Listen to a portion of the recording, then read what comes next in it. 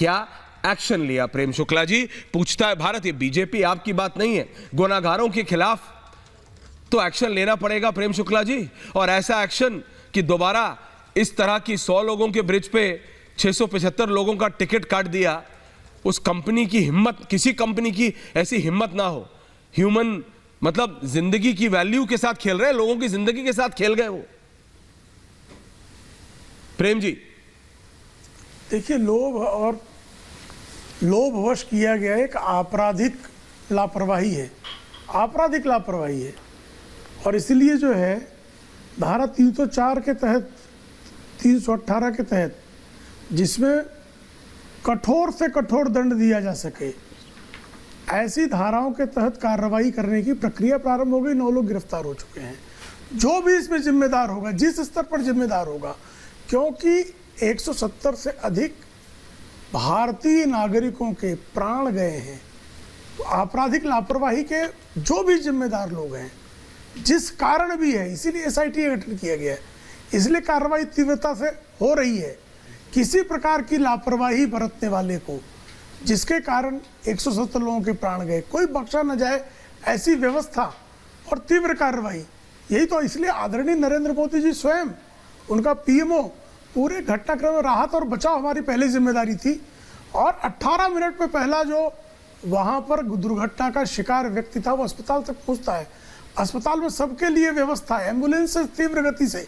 तो राहत बचाव जो हमारी पहली जिम्मेदारी थी वो सफलतापूर्वक, उत्कृष्टता से प्रशासन ने और सरकार के मार्गदर्शन में स्वयं मुख्यमंत्री प्रेम शुक्ला जी, पता है मैं आपकी बात मानता हूं बिल्कुल। यू और आप प्रेम शुक्ला जी, जब आप ये कहते हैं कि पहली प्रायोरिटी सबकी, प्रेम शुक्ला जी मैं आपकी बात मानता हूं, जिसकी है, मैं आपकी बात मानता हूं, पहली प्रायोरिटी सेफ्टी है, जिम्मेदारी जिसकी है उसको, उसके खिलाफ कार्रवाई। लेकिन प्रेम शुक्ला जी, एफआईआर रजिस्टर किए अननोन पीपल पे, उस कंपनी पे क्यों नहीं, उनके लोगों पे क्यों नहीं, वहां के लोकल ऑफिसर्स पे क्यों नहीं? आप गुजरात सरकार के पूर्व वहां के ऑफिसर होगा, हर कोई आएगा उसमें। नहीं प्लीज बताइए जी। जो भी कोई उसमें से जिसकी भी जिम्मेदारी के विरुद्ध प्रमाण है, ऐसा कोई व्यक्ति इस कार्रवाई से बच नहीं सकता, क्योंकि हमारे अमूल्य नागरिकों के अमूल्य प्राण गए हैं। करुणा का भयंकर क्रंदन है। स्वयं प्रधानमंत्री जी कह रहे हैं कि हमने ऐसा जो है शोक और करुणा की लहर इसके पहले कभी मुझे स्पर्श नहीं हुआ है। ऐसी स्थिति है, इसमें कोई किसी प्रकार का किसी के मन में संदेह नहीं होना चाहिए। हाँ, राजनीतिक दलों को अपने आरोप लगाने के, प्रत्यारोप लगाने उनके अधिकार हैं, वो करेंगे, वो कीचड़ उछालेंगे, वो उनका अपना काम है। लेकिन नागरिकों के प्राणों की रक्षा करना, दोषियों के विरुद्ध कार्रवाई करना, जो हमारा दायित्व है, उसका निर्वाह कर रहे हैं और करेंगे। नहीं प्रेम शुक्ला जी, आप अभी बोल रहे हैं, मैं मानता हूं। इस समय ये लाइव शॉट्स आ रहे हैं मेरे पास, 9 लोगों को अरेस्ट करा है।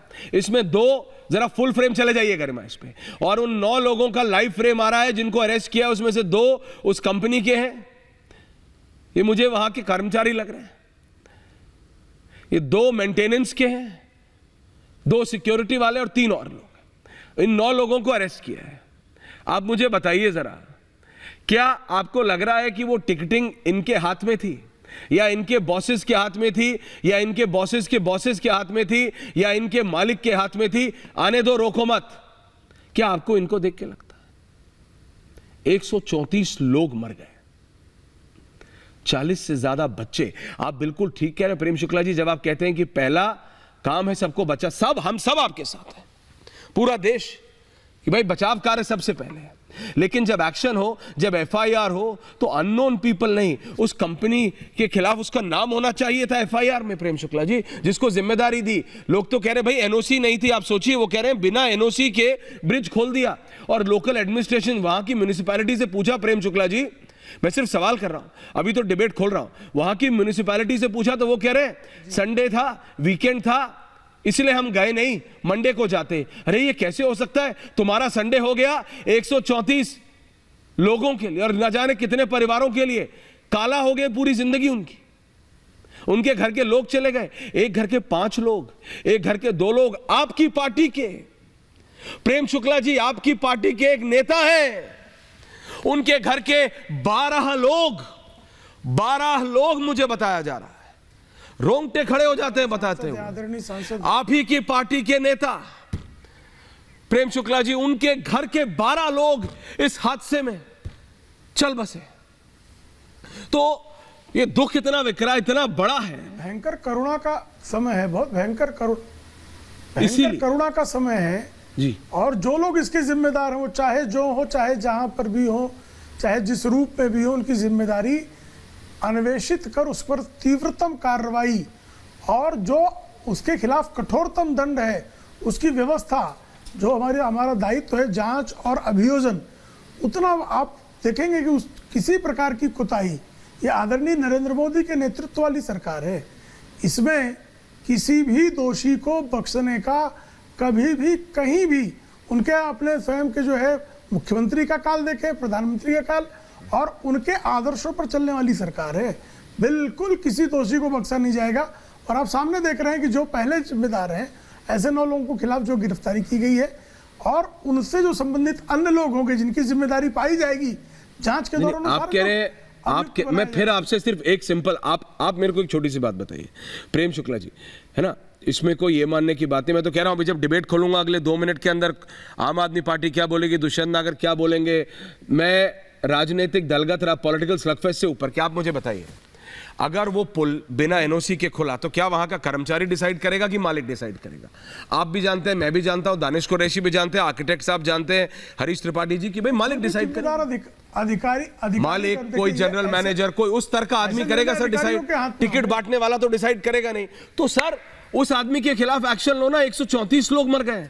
बोला जाता है वो बहुत ही रसूखदार व्यक्ति हैं वहां के मोरबी के एरिया के, इसलिए वहां की म्युनिसिपैलिटी एक्ट नहीं कर रही है। देखिए, अपराध में कोई रसूख नहीं चलता।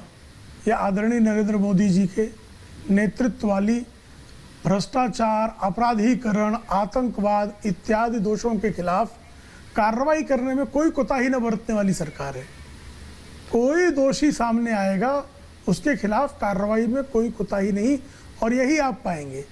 हमारा जो दायित्व है एक सरकार के रूप में, उस दायित्व का समग्रता में निर्वाह। ठीक है, लोगों को राजनीतिक आरोप प्रत्यारोप, कीचड़ उछालना, वो उनका अपना काम है, वो करते रहें, वो करेंगे ही।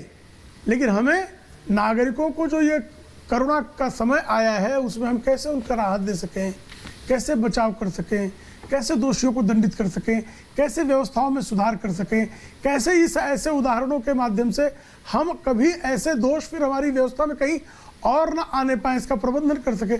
हम इस दृष्टि से देखते हैं ऐसी घटनाओं को। बिल्कुल।